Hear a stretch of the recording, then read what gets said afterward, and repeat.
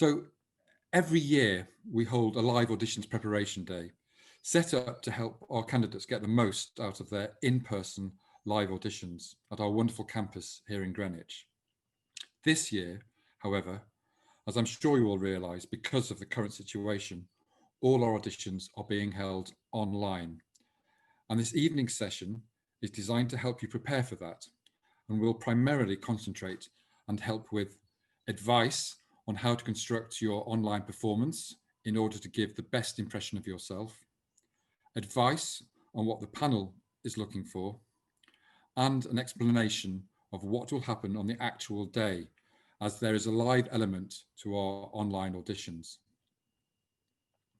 So the first thing I'd like to talk about is what we expect you to play. We understand that many of you will probably be auditioning at other institutions. So in order not to overburden our candidates, we don't ask for specific works. What we ask you to play are two contrasting works showing different aspects of your playing. For instance, you may wish to play something like a classical concerto together with a work from the Romantic era, or perhaps a more contemporary work. It really doesn't matter. Just two pieces that contrast and show us the breadth of your musicianship and technical accomplishment. We are also open to a third work if perhaps you have a specialism you would like to show us. For example, you may be interested in historical performance, or jazz, or folk. As a violinist, you may also play the viola. So if you want to show us these extra skills, please add an example of this too. We want to find out as much as we can about you in the time available. We ask that you play complete movements and that they are not edited. If you are able to play with an accompanist, all the better, but this is not essential, particularly considering the current circumstances. In choosing works, play pieces that you're confident with. Don't choose pieces that are too difficult for you. We'd much rather hear you play something that you're on top of than a piece that is beyond your capabilities. Just think about it for a minute. If you play a simple piece well, how do we know that you won't play a more difficult piece just as well?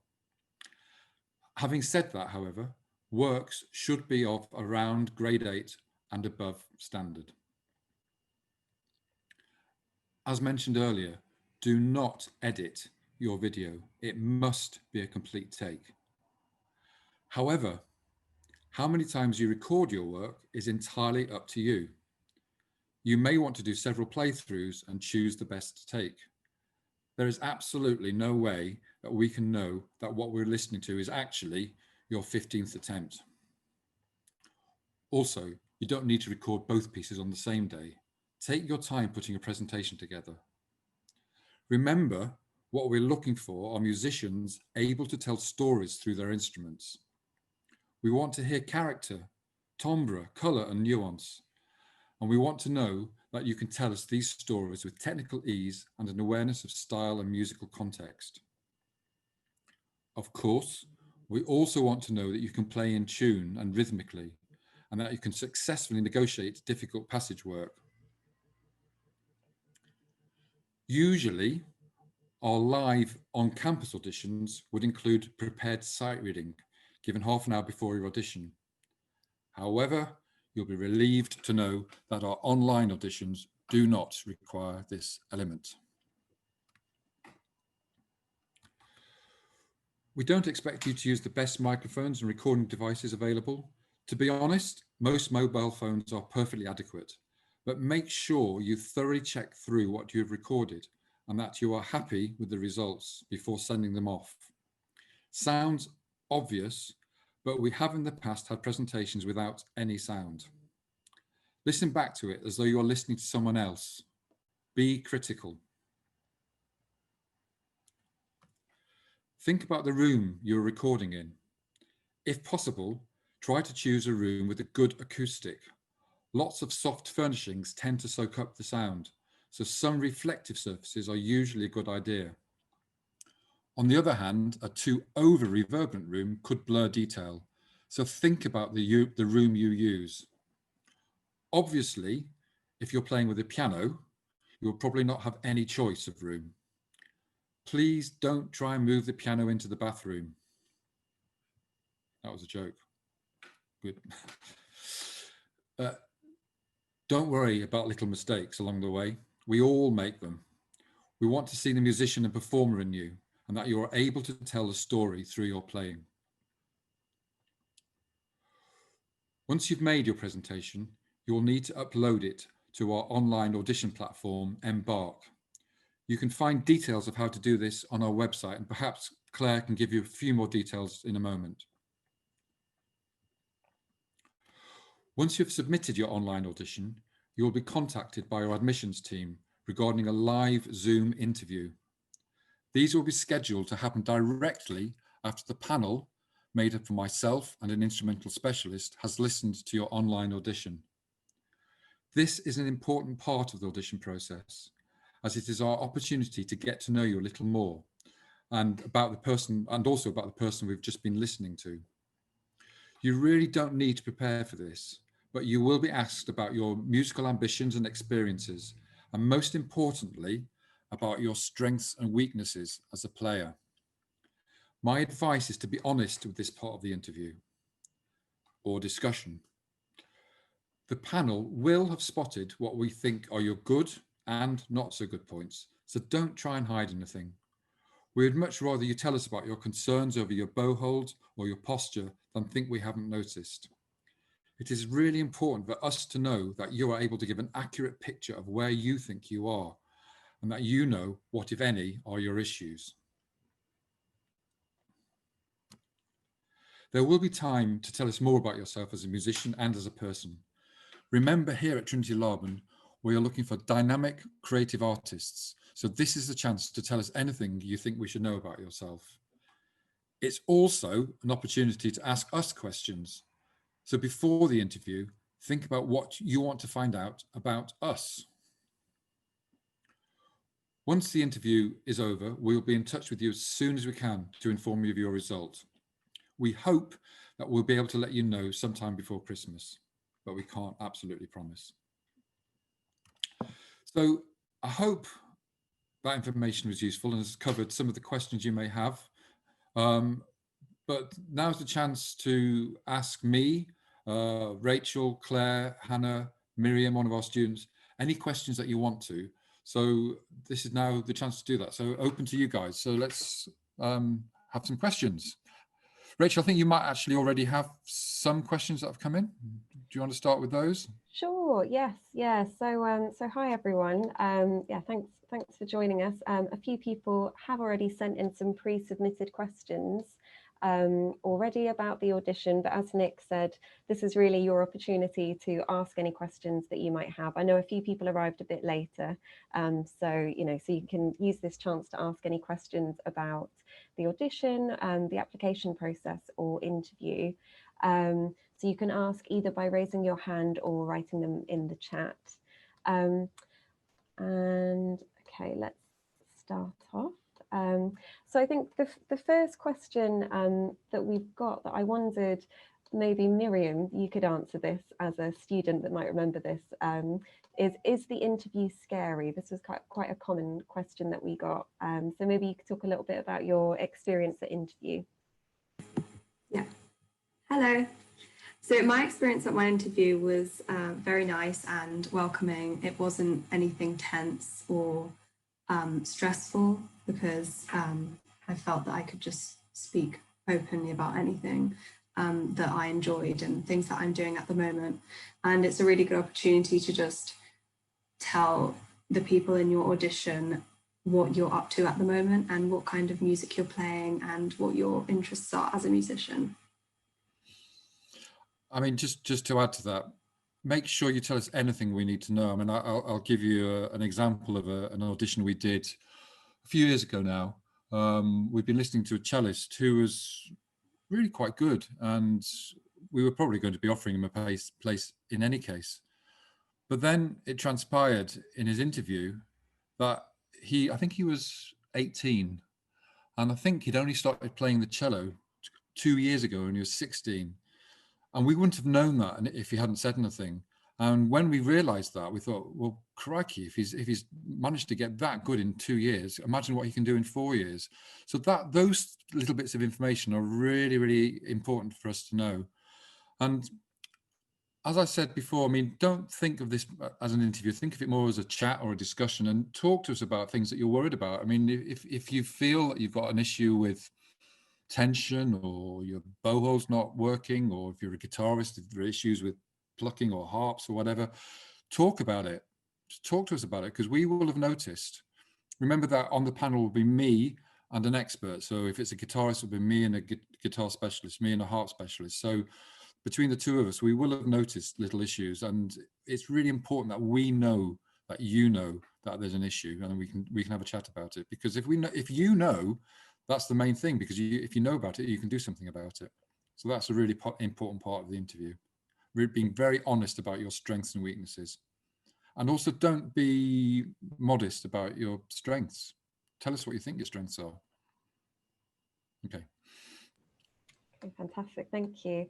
So we've got our first question in the chat. Thank you, Morgan. So the question is there a speech in the recording? And then is the next stage a live interview? So Claire, perhaps I might go over to you for this one in terms of requirements for the recording.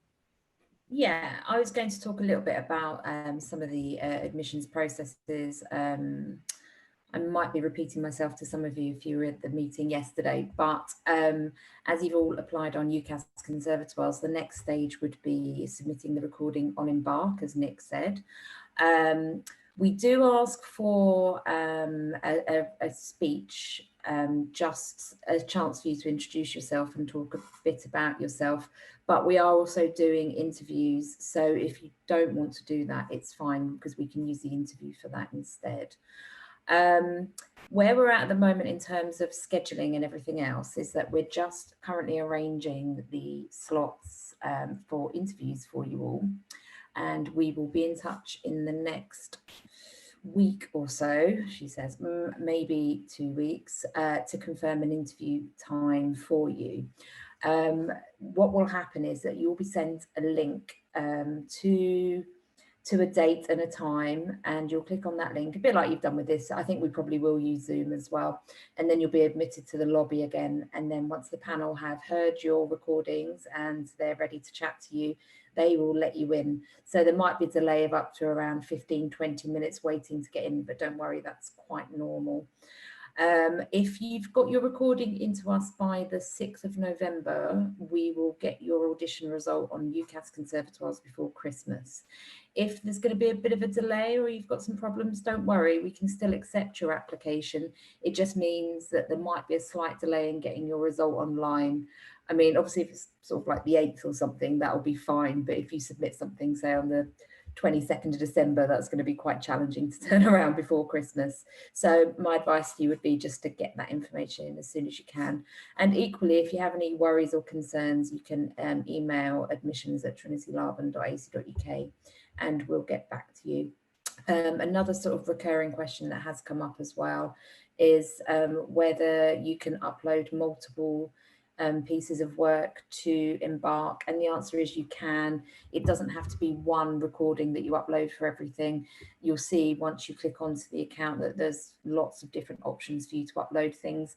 And equally, if you want to add anything supplementary, if you've got a CV or if you've got some scores or something you want to upload, if you've done some composing, that's absolutely fine. You can include that as well. And that's probably enough for me for now. Okay, great. Thanks, Claire. I'm sure we'll be coming to you for lots more questions soon. Another one that's come in is, do I have to introduce my pieces for the recorded audition? It's helpful. I mean, sometimes, believe it or not, there are some pieces that I played and I haven't got a clue what they are. So it is useful in those circumstances. So I would say yes. I mean, even if you're playing as a violinist Mozart's Third Violin Concerto, which I know at the back of my hands, it's probably worth just saying I'm going to play Mozart's Third Violin Concerto. Okay, great, thank you.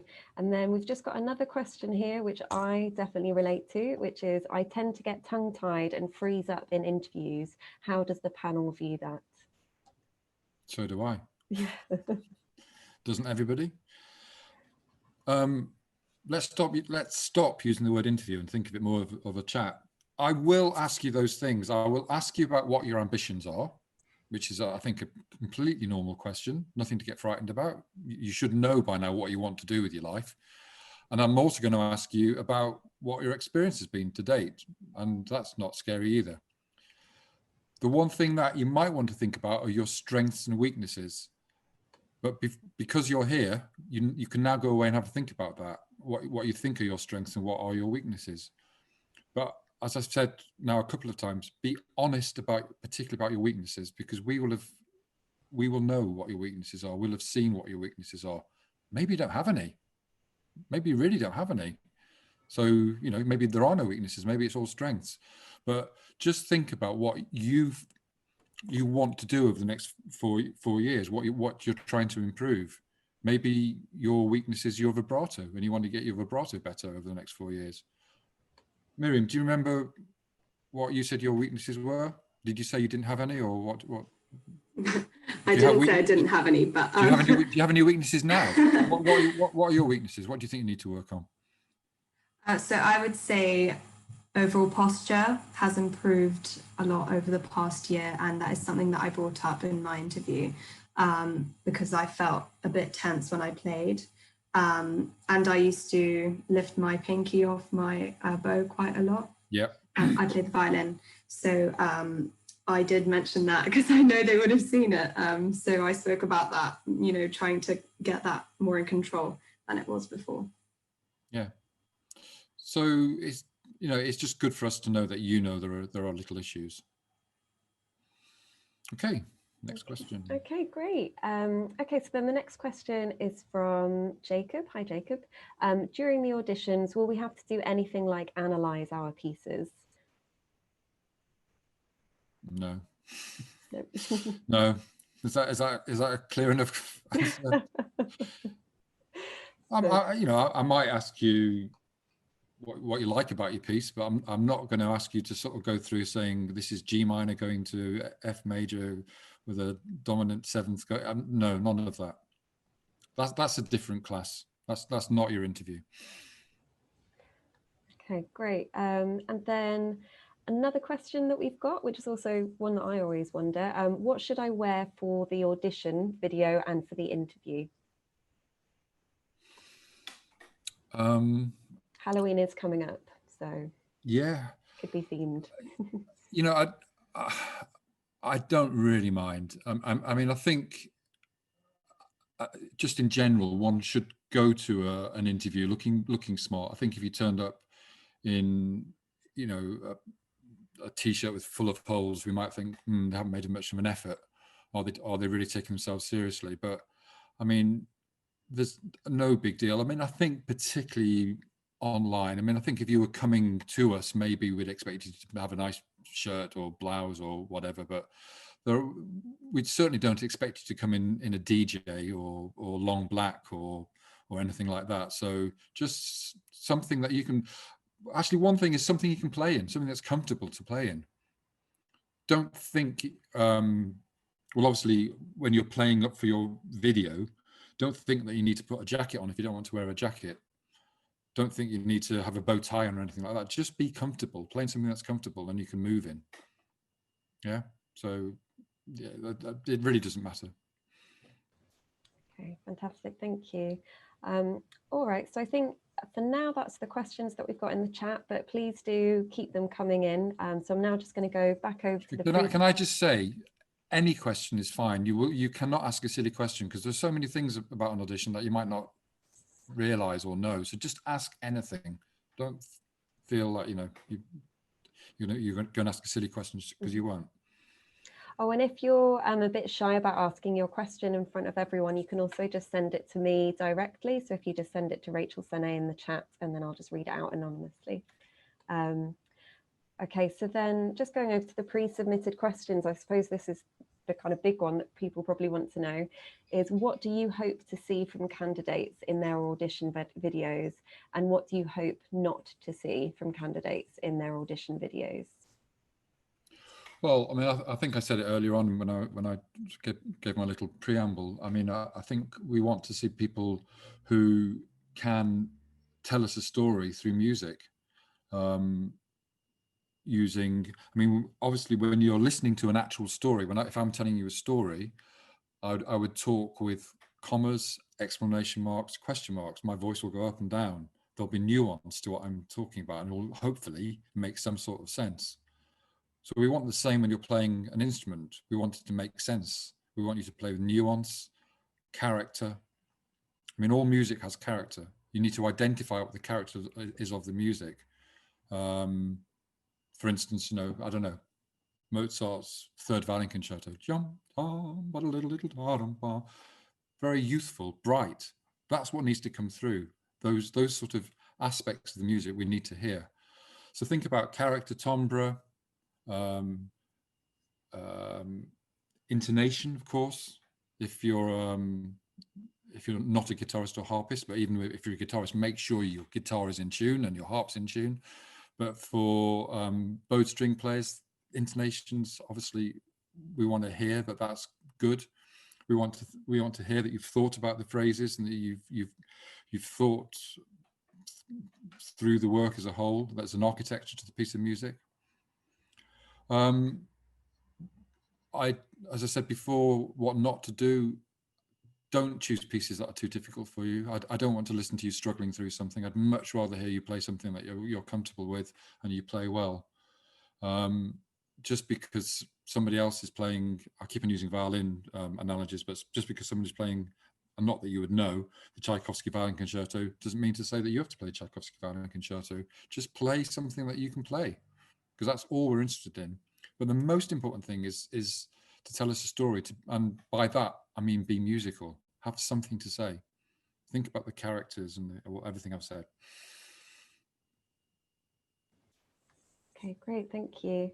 All right, so I'm just going back to our pre-submitted questions. So we've had a few about interviews that we've already covered. I mean, someone sort of asked, how should I prepare for interview? I think you probably covered that, but I wasn't sure if you wanted to add anything about things people should think about sort of in advance of the interview. Well, I mean, I think it is important for you to think about what you want to find out. I mean, you've got a lot of time now to go away and think about what you want to know about studying at Trinity Laban. This is your opportunity. So presumably most of you are auditioning at other places, and you want to know how we are different to other places. You want to ask those sort of questions. You want to ask, things about the course, things about maybe assessments, what the assessment regimes are. Just have a good think about what you want to know about our college, our institution. Claire, so you want to say something? No. Okay, and sorry, I had another one. Oh, so you've spoken a bit about selecting audition pieces. So we had a question, how do I select my audition pieces? But someone's asked, are there any pieces you'd recommend that we don't select because they're overdone at auditions? No, I mean, some institutions actually ask for pieces.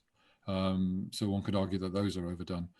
No, I mean, you can't, I wouldn't worry about pieces that we hear a lot. We do hear a lot of the same pieces, but that's absolutely fine. We're completely used to it. My only advice is what I've said before. Just choose pieces that you really feel that you're on top of. I really do not want to hear people struggling through pieces because they think they've got to play that piece. So just play whatever you're working on now. We had last week, we had a chamber music week, and it was full of chamber music. It was really exciting. I think maybe we spoke about this yesterday to some of you. We had competitions and coaching sessions, and we had some concerts, and we had a big competition. But we also had, on the final evening, a whole load of different concerts. And we had the Mendelssohn Octet played. It was a side-by-side with Stephanie Gonley, who's the leader of English Chamber Orchestra and Scottish Chamber Orchestra and the National Ensemble. She played with some of our students, which was absolutely fantastic. And then we had the Trout Quintet, which was also fantastic. But before that, we had Joe Townsend, who runs a world music or folk music type ensemble. I think it's called Creative Strings. That's what I couldn't remember. It's called Creative Strings. And there were a lot of people playing in that, and there were a lot of people who I had no idea were so good at folk music. And one, were you playing in it, Miriam, or not? You weren't, no. But there's one of our new first years who's from Ireland, and of course he's absolutely a whiz at Irish music. I'd never heard him play it, and he played on Friday night. And I was absolutely bowled over. I'd never heard anything like it. It was absolutely fantastic. And I didn't know, and it would have been nice to know, just because it really showed another aspect of him as a musician. And, you know, we are training you to be the best instrumentalists you possibly can be. But it's also really important to be able to have another side to you, something that, you know, is perhaps a hobby, but something that sort of reflects you as a person. So if you like folk music, if you like jazz, if you're a violinist who secretly wants to be a viola player, we all do really, then let us know. Okay. More questions. Okay, great. Okay, so we've got another question here. So are our personal statements factored into the application process at all? Yeah, we read them. That's, in a way, it's our first way of getting to know you. So usually in a live audition, we have everything in paper form, and we don't anymore, do we? Have it actually on computers nowadays. I'm going back a few years. We used to have it in paper form. Now we have it on computers. But the very first thing we do is actually read about you before we even listen to you, just so we've got a little bit of an idea about your background and what you enjoy doing. And it's all really, really useful because, you know, guess what? This is about human beings. We want to get to know you as people as well as instrumentalists. But, you know, the first thing that we want to see is a person and get to know the person. So that's really, really important. So yeah, what you say about yourself is important. We do read it, and then we'll hear you play, and then we'll talk to you. So after half an hour, we've got a pretty clear idea about you. And also, don't forget, in the video, you can say a little bit about yourself as well. So we should know you pretty well by the time, you know, we've gone through the whole process. Okay, and that leads on quite well to another question I've got here. So, are you able to tell where else I've applied, and will that affect your final decision? I didn't quite hear that. Say it again. Sorry, will you be able to tell where else I've applied, and does that affect your final decision? Well, first part of that question is yes, we do know where else you've applied because it comes through UCAS, so we can see that. But no, it doesn't affect our decision at all. We're offering you a place and whether we think you're suitable for Trinity Laban. That's the only criteria. And to be fair, the panels will just see the codes on UCAS conservatoires, so they won't actually know what they mean, so they won't be able to work out where you've applied anyway, so don't worry. Okay. Okay, and then I've got another question. I think this is a good one for you, Claire, which is, when will I need to provide my transcripts? So when will I need to provide all the documents? So there's a couple of stages you can do this. You can either upload them to Embark as part of your application, but really we wouldn't normally look at that kind of information until a decision has been made on your application. So if we have it in advance, we would make you, and we decide to make you an offer, we would make you an offer without that condition. But if we don't have it, it would just be conditional of your offer. If you're talking about transcripts showing your undergraduate studies, if you're applying for postgrad, or if you want to come into a higher year, but we will follow up with you individually. You don't need to worry too much, unless you do want to whack it on Embark as part of your application. That's also fine. Okay, fantastic, thank you. And then I've got another question here. What if my pieces are slightly over the audition time limit? Well, because it's on Embark, we can stop them. I think I would play the full movements, play the whole thing, and we'll listen to what we want to listen to both pieces. But we will listen to both pieces. We might not listen to the whole thing because we might not have time, particularly if you're playing the Brahms violin concerto where the first movement's about 40 minutes. We wouldn't have time to hear that. So yeah, play the whole thing, and we'll listen to what we want to. I mean, to be honest, if you were going to play the Brahms violin concerto and only wanted to play a little bit of it, that's also okay, I think. Yeah. Okay, great. I wasn't sure, Claire, just thinking about that in terms of file size to upload to Embark, whether we should say anything about that. Apart from the fact I got asked this yesterday and I still don't know the maximum size of a file you can upload to Embark. But what I would say is you can upload a number of files. So if it is too big, chop it down. It's pretty generous though. On the whole, I'm not aware of it causing any problems for applicants. So hopefully it's adequate. Okay, fantastic, thank you. Okay, so back to the pre-submitted questions, but again, if you do have any questions that are coming to you as we're talking, please do write them in the chat and we will make sure that we answer them. So this is quite a broad question, which I think can ask you, Nic, but also maybe you, Miriam, which is what characteristics or experience make you a good fit for Trinity Laban specifically? Okay, I think the music profession is changing a lot, and whilst there's an awful lot of opportunity for musicians in this day and age, the type of work is different, and I think you need a really broad experience. So we are looking for, first of all, musicians, not technicians. We're looking for creative artists, which I think is very, very important in this day and age. Artists who are prepared to collaborate, work with other musicians, work within other art forms. My whole background is from contemporary music, and I've done an awful lot of work with dancers, for instance. So being that creative person, I think, is really, really important. And I think Miriam will probably agree with that. And I think Miriam yesterday told us a little bit about Colab, didn't you, and your experience with Colab, which maybe there are some people here today who didn't hear that. So maybe could you just talk to us a little bit about Colab, because that sort of typifies the sort of creative beings that we have in our institution. Yeah. So CoLab is a 2-week period in February, which we have the opportunity to work with loads of students from abroad, which is the group that I was placed in.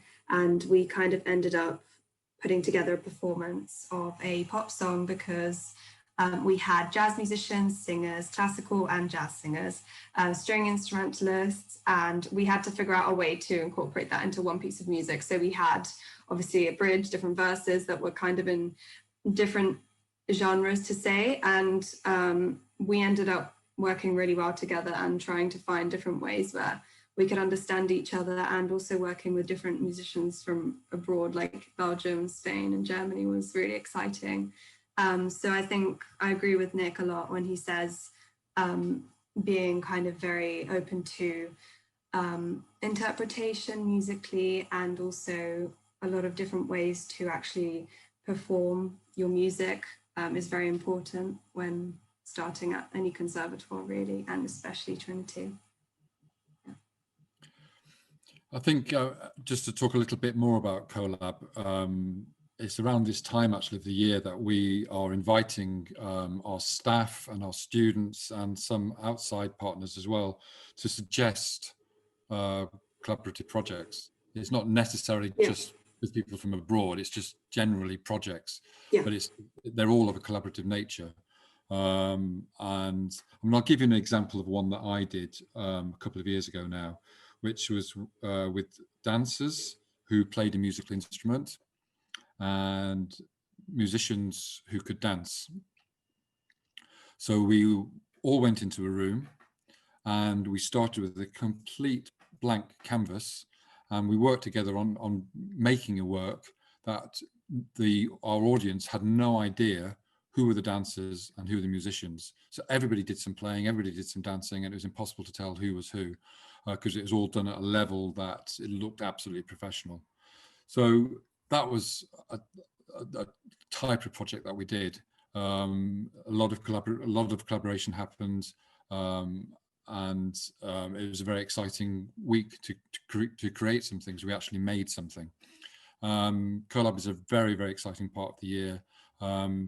We ask for, we get sent, I think it's something like well over 100 ideas for projects, but we actually realize just over 100 projects, different projects. So it's a really fantastic time of year, and you could do anything you want. Okay, great. So I hope that's answered that quite big question. So we've just had a few other questions in from two composers who are here today. So we've got Lauren and Dorothy. And so Lauren's question is, if we also compose, would you prefer a score or a recording of our work? And then Dorothy has asked, as a third piece, would it be okay if I played something that I composed? Yeah. Why not? Yeah, absolutely. So just to answer the first question, if you're playing something that we don't know at all, it would be very useful to have a score to see it. That would be really great if you could do that. And yes, to the other question, if you want to add a third piece, which is your own composition, by all means do. As I said, we want to find out as much as we possibly can about you. We want to know who you are. And of course, that's a fantastic example of a creative artist. So of course we want to see that. Of course we do. Okay, brilliant. So what I'm going to do now, because I think we've more or less gone through most of the questions about Audition, but as I said, please do continue to write them in the chat, and we can keep answering them. We just have a few other questions that are more sort of generally about what it's like to be a student at the strings department at Trinity. So I'm just going to Trinity Laban. So I'm just going to go through a few of those, but do keep asking your questions in the chat if you have any more about the audition specifically. So the first question I'm going to ask you, Miriam, which is, what is the typical day as a student of Trinity Laban? Yeah, so a typical day in my schedule would look like going into college, and I would have pre-booked a practice room, either in preparation for a chamber rehearsal or first, second study lesson, so either violin or singing, which I also do. And then I would go to the library normally, or down to the cafe to do some work that's like casual, just emailing to organise rehearsals, or writing up notes for my technical portfolio, which is something that I use to help myself in my own progress as I go through Trinity. And also just socialising with other musicians and cross-departmentally as well. In the cafe, and also if the weather's nice, like outside in the sites, it's really nice to just sit maybe in the like courtyard that we have and just have lunch or something in between lessons. It's nice to kind of just chill out a bit, because sometimes it can be like rehearsal after rehearsal, which I love, but yeah, there's always time to relax as well as play and perform. I think that's one of the really unique things about Trinity Laban is our situation. I mean, we are probably the only institution in the world that's housed in a royal palace, because the site where we are was indeed a royal palace. The actual buildings we're in now weren't designed as a royal palace, but they are still pretty spectacular and were designed by Christopher Wren. So in terms of where we are in Royal Greenwich, right by the Thames, with a fantastic park right behind us, where time begins and ends. It's a very inspirational place to be. And, you know, if you are having a hard day practicing, There's nothing better than come down and stand by the river for a couple of minutes, watch the boats go by, have a cup of coffee, then go back upstairs and get on with it. So I mean, it is a really fantastic place to study and work. You're both making me very jealous. I'm not currently in London at the moment, but it is an amazing place. So I know at the moment it's difficult for us to have visitors, but when all of this is you know, when things are a little better, and or hopefully when you come and join us, then you get to experience our really fantastic buildings. So we've had another question in the chat. I wasn't sure if you'd answered this already, Nic, which is, will there be specific questions about our submitted audition videos in the interview? Yeah, I understand what that means, I think. So yes, I mean, I think we may well relate some more questions to what we've seen. I think that's maybe what you're saying. Yeah, there might be some questions about, I'm trying to think of an example. Why did you do that thing? I don't know, but there may be some relation between what we've heard or what we've seen and what we might talk to you about. I mean, you may play a piece that you've composed, and we might want to ask you about that. So there could well be some relationship. We don't sort of have set things. I mean, you know, it may come up, but I'd be lying if I said it was going to come up, that we were going to ask you specific questions about what you've just done. It may. It depends on what we want to find out about you. I mean, you know, if you did something extraordinarily odd when you were playing the harp, I can't think what that might be, but we might want to find out why you did that. Or I mean, I wouldn't. Gabriella would, who'd be with me. She might want to say, extraordinary pedaling sequence you did. Then why have you not thought about doing it this way? I don't know. And it could be a similar thing, I guess, with a bowing. I don't know, but I mean, they're usually more general questions, to be honest.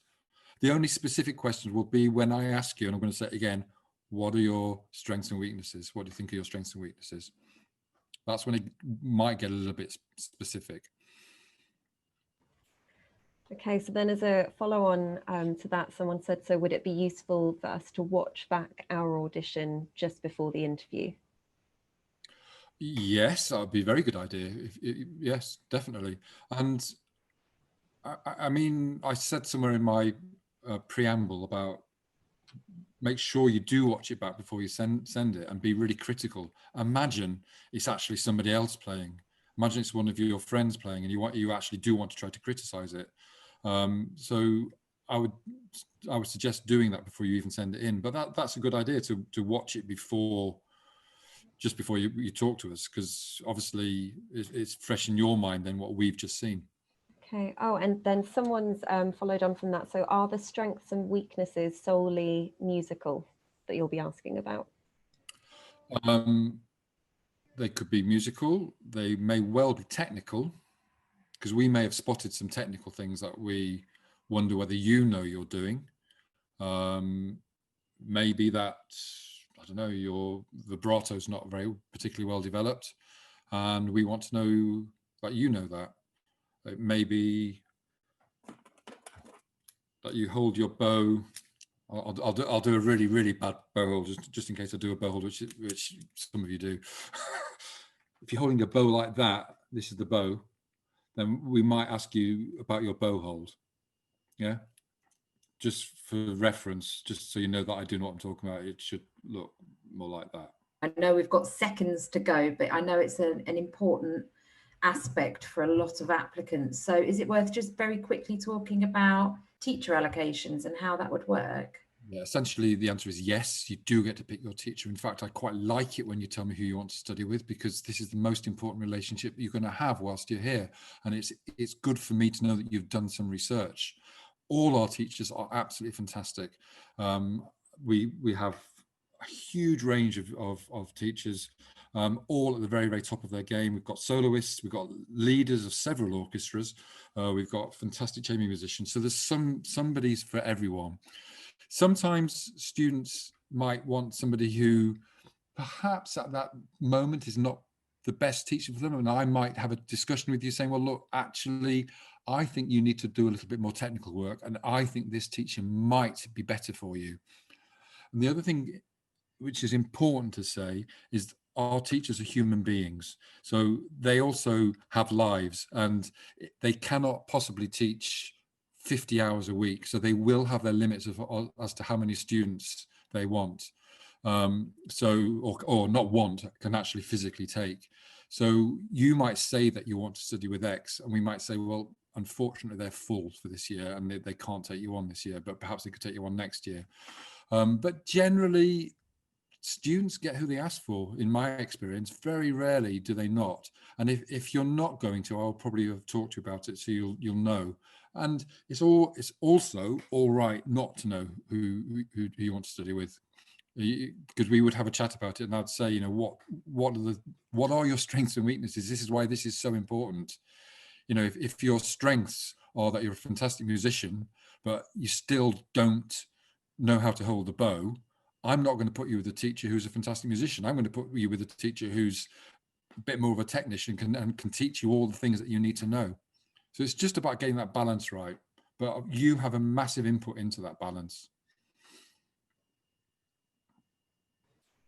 Okay, brilliant. So I'm just aware of the time.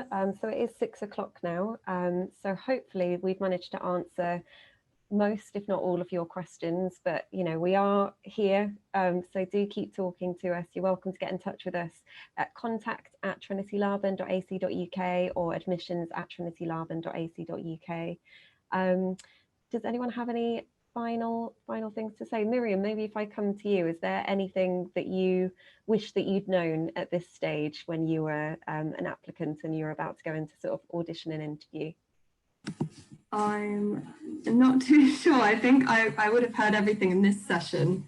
But in terms of just for the, do you mean for the audition or for the I mean, interview? just sort of overall, generally for, you know, students that are at this stage, any pieces of advice that you would give? I would say expand on your creativity as much as possible, and don't be scared to show any skills that you think might benefit, but you're not sure. As Nic was saying, like, just tell him everything that you can do, or whoever's in the audition and interview with you, because the more you can do is the better for you, because the more you give, the more you'll get back. And I think that's something I would have liked to hear as well. Great advice. Great advice. And just so you know, it will almost 100% be me doing your interview. It'll be me with somebody else. So you've already met one person from the panel, and it will be just like this, just a chat. Be no more formal than this. So you should also enjoy it, actually. Yeah, I was about to say, you know, do enjoy it and do get something from it, and you know, enjoy the interview part. I appreciate that it's not the same as a full live audition, but you know, you do still get the opportunity to chat to us. And also, regardless of the outcome, you can always email admissions after the event, and we can provide you with some written feedback based on what was submitted. So hopefully that will help you as well, sort of make your decisions and carry you on in your musical career. Okay, and I think, is there anything else that you'd like to say, Nic, or do you think you've said everything? I think the most important thing is just to enjoy making your video, and then enjoy the discussion that we have when it's live. Just enjoy the whole process. I mean, one thing, just remember, we're all really lucky. We're all really lucky that we're actually planning on doing something for a living that we all enjoy doing. I mean, we're really blessed with that, aren't we? I mean, all of us, you know, we spent so long learning our instruments. We spend so many hours every day sort of practicing and getting ready for this moment. Just enjoy it, because this is a fantastic profession to be in, and you never get sick of it. There's always something new, there's always a new challenge, and it's there's always so much one never gets to that horizon of learning. I mean, I'm still learning every single day. I'm still learning. I mean, you can see behind me in my room. Well, you can't see from there, but I'm going through my Kreutzer studies again. I'm sort of going back to the beginning and relearning them. So, you know, we never stop learning, and it's an amazing journey to be on, and it's a really enjoyable journey. And if you're a musician who enjoys what they're doing, you'll be a good musician, because I think, you know, I love to see people enjoying what they're doing, and to make sure that when you're playing, you are enjoying it. There's nothing worse than a miserable musician. Yeah. So I look forward to hearing your videos, and I look forward to talking to you on a one-to-one basis. I think that's it, really. That's it. Yeah, thank you so much, everyone, for joining. And as I say, if you do have any questions, do let us know. We are here to answer your questions, and we look forward to seeing you soon. Okay, thank you, everyone. Bye. Bye. Bye, everyone. Bye. Bye. Bye.